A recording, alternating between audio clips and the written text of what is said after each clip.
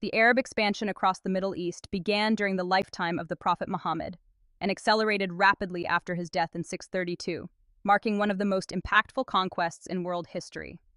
This was more than a series of military campaigns.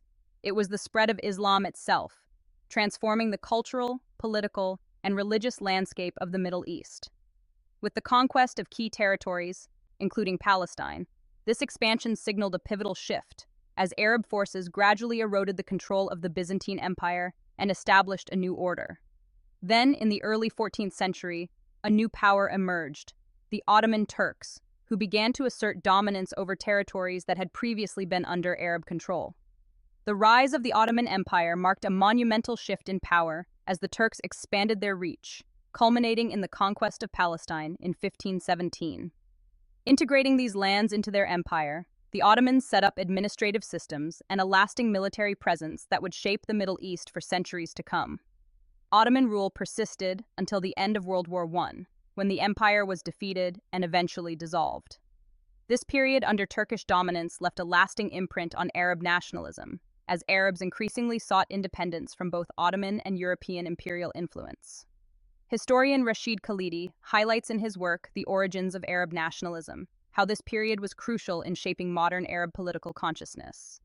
Ottoman control, he explains, actually fostered a shared Arab identity and collective resistance, laying the groundwork for future nationalist movements. The Arab people traced their roots to the Arabian Peninsula, a vast desert region that corresponds to present-day Saudi Arabia. Known for their trading prowess, Arab merchants were central figures in linking east and west along caravan routes that carried goods through the deserts to the Mediterranean. Before the rise of Islam, Arabs practiced polytheism, though their interactions with Jewish and Christian communities along these trade networks meant they were already familiar with monotheistic ideas. This exchange of culture and religion helped pave the way for the acceptance and spread of Islam. Islam's emergence began in the early 7th century, when Muhammad, a merchant from Mecca, started preaching monotheism, declaring the existence of one God and himself as God's prophet. Historian Karen Armstrong, in her biography of the Prophet, describes how Muhammad's message was revolutionary in the polytheistic society of Mecca, challenging the social and political structures of the time. His teachings met resistance, forcing him to flee to Yathrib, later named Medina, in 622, a pivotal event known as the Hijra, which marks the beginning of the Islamic calendar. In Medina, Muhammad gathered a devoted following, and under his leadership, the Muslim community grew both in number and strength. From this base, Muhammad and his followers began a series of strategic military campaigns, including raids on Meccan caravans. Armstrong and other historians note that these early attacks were not only economically motivated but also part of a larger religious struggle. In 630, Muhammad returned to Mecca triumphantly, establishing Islam as the dominant faith and securing his position as both spiritual and political leader. This unique blend of religious and political authority under Muhammad set the stage for the rapid expansion that would soon characterize the early Islamic conquests. The impact of this period reverberates through history, as it laid the foundations for a united religious and cultural identity that would transcend borders, uniting a diverse array of peoples across the Middle East and beyond. When Muhammad settled in Medina, the city was already a diverse hub with a significant presence of Jewish tribes who held considerable influence over its economic and social fabric. Muhammad's early vision for Medina included a peaceful coexistence among the city's various communities, resulting in the creation of a pact known as the Constitution of Medina. This groundbreaking agreement laid down common guidelines for cooperation, security, and mutual respect among all the groups in the city, including the Jewish tribes. Essentially, it aimed to establish a multi-faith society where Muslims and Jews could live side by side in peace. In practical terms, the Constitution also served as a means for Muhammad to strengthen his authority in Medina, creating a stable foundation from which to extend his religious and political mission. However, as his influence grew, so did tensions between the Muslim and Jewish communities. Conflicts over loyalty and resource distribution soon put a strain on their alliance, and eventually this led to a breakdown in their relations and a rising conflict. The escalating tensions ultimately reached a critical point in 629 CE with the Battle of Khaybar. This confrontation was a significant military encounter between the Muslim forces and the Jewish tribes north of Medina. Khaybar was one of the last fortified strongholds of the Jewish tribes, and its fall marked the end of Jewish political autonomy in the region. The victory at Khaybar was both a strategic and symbolic triumph, solidifying the dominance of Islam throughout Arabia. One of the most notable moments in this battle was a fierce duel between Ali, a close relative of Muhammad and later Caliph, and the renowned Jewish warrior Marhab ibn al-Harith. According to tradition, Ali defeated Marhab in a display of strength and bravery that became emblematic of Muslim valor and later embedded itself as a significant narrative in Islamic heritage. Today, the Battle of Khaybar is often remembered not only as a historical event but also as a cultural reference point. In some contexts, particularly in modern political conflicts, the memory of Khaybar is invoked as a reminder of early Islamic victories and resistance, signifying a long-standing symbol of territorial struggle and resilience. Following Muhammad's passing in 632 CE, his successors, known as caliphs, continued his legacy of expansion, aiming to extend Islamic influence beyond the Arabian Peninsula. Under the leadership of Caliph Umar, the expanding Islamic forces began to challenge the Byzantine Empire, gradually capturing key territories, including Syria and Palestine. In 636 CE, the Arab forces faced the Byzantine army at the Battle of Yarmuk, where they secured a decisive victory. This success paved the way for further conquests in Palestine and solidified Islamic control over the Levant. The Byzantine Empire, weakened by internal strife and prolonged conflicts with Persia, was left vulnerable to the rapidly advancing Arab armies. Palestine, a critical center for trade and culture, swiftly came under Islamic governance, greatly enhancing the economic and strategic standing of the new Islamic Caliphate. In 637 CE, Islamic forces took control of Jerusalem under Caliph Umar ibn al-Khattab. As a city revered in Judaism, Christianity, and Islam, Jerusalem held immense religious significance, making it a prime target in the Islamic expansion. The takeover of Jerusalem was marked by a relatively peaceful transition, and Umar issued a covenant to protect the rights of the city's Christian and Jewish residents, ensuring their freedom and safety under Islamic rule.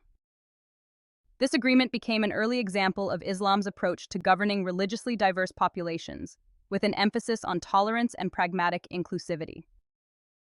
After securing Jerusalem, Islamic forces moved to consolidate control over other major cities in Palestine, including Nazareth, Bethlehem, and Gaza. This phase of expansion saw the swift establishment of Muslim administration across the region.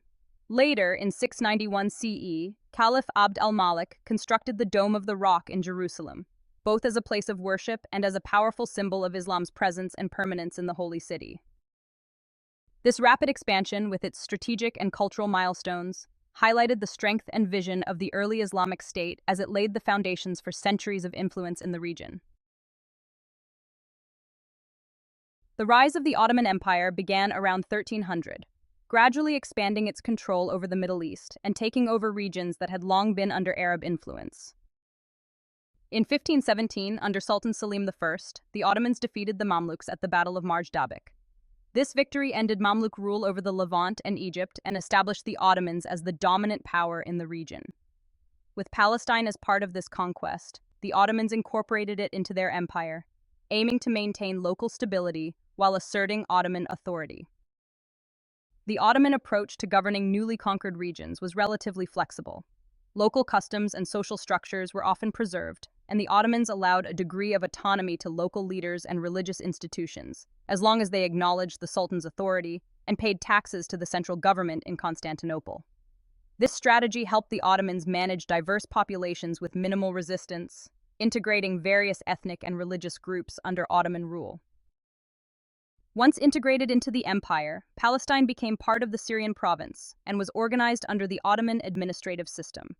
The region was divided into smaller districts called sanjaks, with Jerusalem and Nablus as key administrative centers. This division enabled the Ottomans to govern the area effectively while respecting local conditions. The empire appointed governors, or beylerbeyi, to oversee these districts, making them responsible for maintaining order and collecting taxes. These governors acted as intermediaries between the local population and the central Ottoman administration, holding considerable authority over the day-to-day governance of the region. Local leaders, including Muslim landowners and merchants, collaborated with Ottoman officials to maintain stability and ensure resources flowed to Constantinople. Central to the Ottoman economy in Palestine was a tax system that relied on the Taimar model. Here, large portions of land were managed by local landowners who, in return for military service or tax payments, could keep a share of their revenue. This arrangement created a class of local elites who depended on the empire for their status and wealth, thus fostering stability as they had a vested interest in preserving the existing order. Palestine held significant economic importance as a trade route between Egypt and Syria, making it a crucial hub for international commerce. Positioned along these trade routes, the region was especially vital for the movement of goods like grain, olive oil, and cotton. The Ottomans bolstered this commerce with infrastructure improvements, such as roads and markets, linking cities like Jerusalem, Jaffa, and Nablus. Socially, Palestine was a diverse society with a predominantly Muslim population, alongside notable Christian and Jewish minorities. The Ottomans maintained a system of religious pluralism known as the millet system, where each religious community had autonomy over its own religious and legal affairs. This structure allowed for relatively peaceful coexistence among Muslims, Christians, and Jews, though occasional tensions did arise. Religious institutions were also crucial in maintaining social stability under Ottoman rule. Central to this was the Waqf system, or religious endowments, which allowed individuals to fund religious, educational, and social institutions. These endowments ensured financial stability for many religious communities and funded key societal infrastructure, such as mosques, schools, and hospitals. In this way, the Waqf institutions played an essential role in the economic and social fabric of Ottoman Palestine, sustaining community life and services across generations. This administrative, economic, and social framework crafted by the Ottomans laid a foundation for centuries of relatively stable governance in Palestine, demonstrating a blend of central control with respect for local dynamics. Under Ottoman rule, Palestine was home to a diverse and multi-religious population composed of Muslims, Christians, and Jews.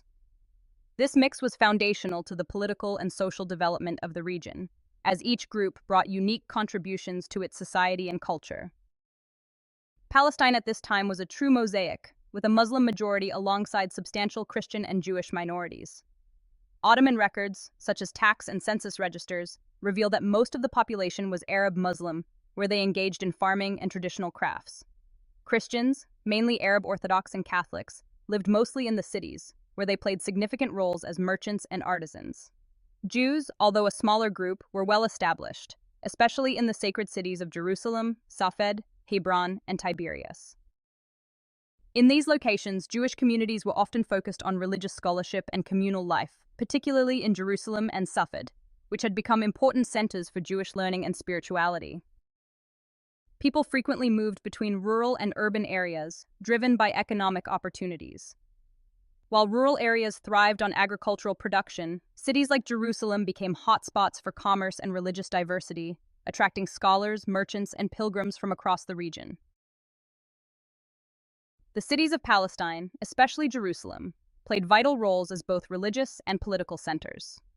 Jerusalem, in particular, stood out as a holy city for Judaism, Christianity, and Islam, attracting pilgrims and scholars from across the region.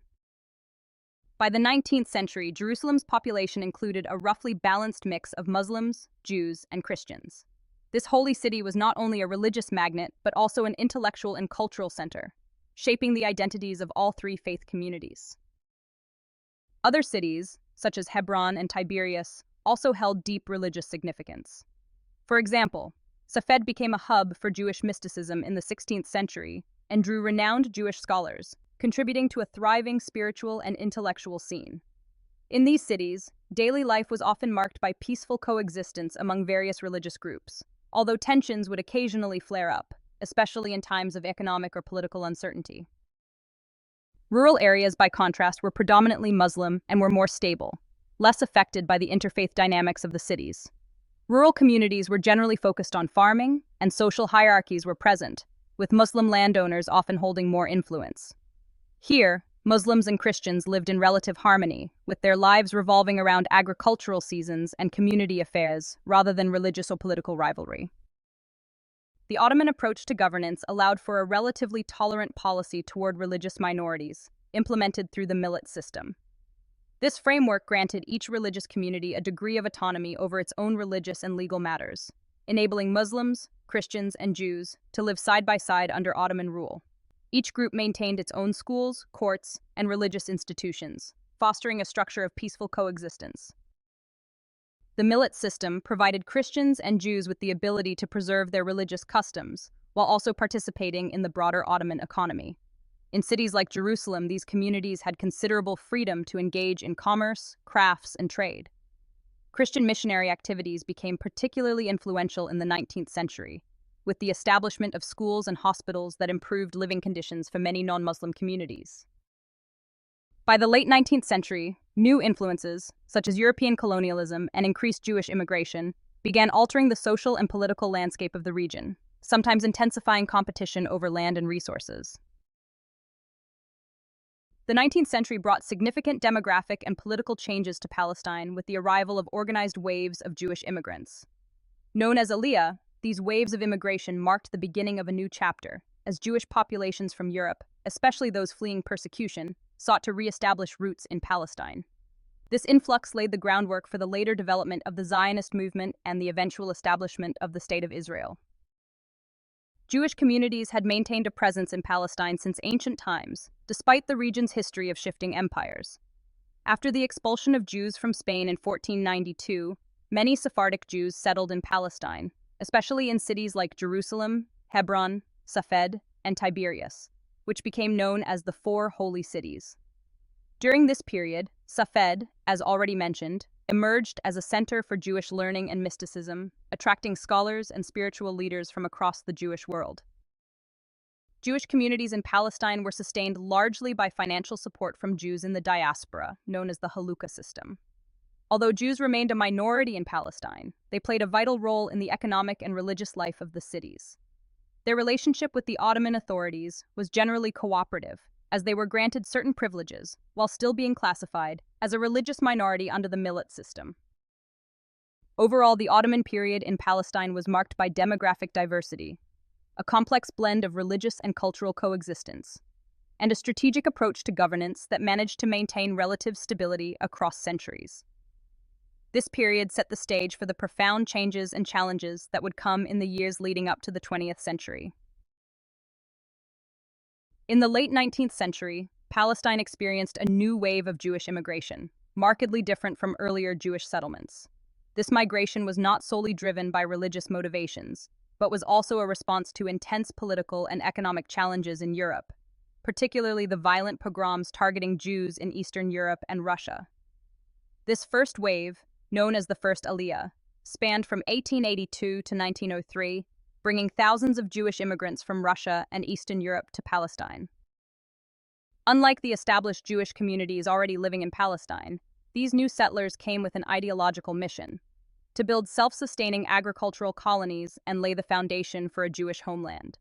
They aimed to establish collective agricultural communities inspired by European ideals of productivity and social organization, fundamentally changing the demographic and economic landscape of Palestine.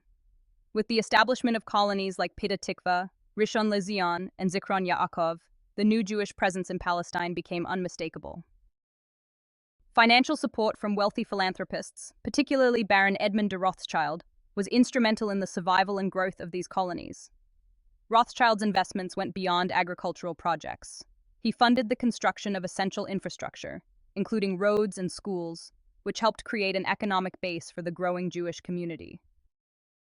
Towards the end of the 19th century, Jewish immigration intensified, spurred by the rise of a new political and ideological movement called Zionism, which sought to establish a Jewish state in Palestine. Led by Theodor Herzl, Zionism was officially founded at the First Zionist Congress in 1897. Herzl and his followers argued that Jews, having endured centuries of persecution and marginalization in Europe, had a right to return to their historical homeland and establish a sovereign state. Zionism rapidly evolved into an organized political force, encouraging Jewish immigration to Palestine and facilitating the purchase of land from Arab and Ottoman landowners. This movement, a response to both widespread European anti-Semitism and the wave of nationalist fervor sweeping through Europe, inspired many Jews, particularly those who had suffered during the pogroms in Russia and Eastern Europe. For many, Zionism represented a new sense of Jewish self-determination and national identity. The financial support of affluent patrons like Baron Rothschild was vital to Zionism's success. Rothschild personally oversaw projects to help establish agricultural colonies, enabling Jewish settlers to plant roots in Palestine despite challenging environmental and administrative conditions. His support allowed many immigrants to thrive, laying the groundwork for future Jewish communities in the region. As Jewish immigration and the establishment of agricultural colonies increased, tensions emerged between the incoming Jewish settlers and the local Arab population. Arab farmers and landowners began expressing concern about the growing Jewish presence, particularly as Jewish settlers acquired land from Arab landowners, sometimes displacing local Arab tenant farmers. These early land disputes marked the first signs of friction between the Jewish immigrants and the Arab community, particularly around land ownership and employment opportunities. This dynamic introduced the beginnings of a complex and often tense relationship, as many Arabs feared that the expanding Jewish communities would eventually overshadow the existing population, taking more land and marginalizing the Arab communities. These initial disputes over land and resources sparked the first organized protests against Jewish immigration, although these early protests were relatively limited in scope. The changing population dynamics in the late 19th century marked a transformative period in Palestine's history. The region, long governed by the Ottomans, had maintained a degree of stability through a decentralized administration known as the Vilayet, or Sanjak system. The Ottoman policy of religious tolerance, enabled through the millet system, allowed various religious and ethnic groups to coexist, although occasional tensions did arise. This period of coexistence and structure would soon be challenged by emerging nationalist movements and European influence, setting the stage for future conflicts. As Jewish immigration surged, especially with the support of Zionist organizations and influential figures like Baron Rothschild, new agricultural colonies began to reshape Palestine's economy and society. This development, however, brought about significant strain in Jewish-Arab relations, with local Arabs perceiving the expanding colonies as a threat to their land and livelihoods. These early land conflicts planted the seeds for what would eventually evolve into the Israeli-Palestinian conflict. In summary, the Middle East's political and religious landscape has been shaped by a complex history of conquests, empire building, and migration.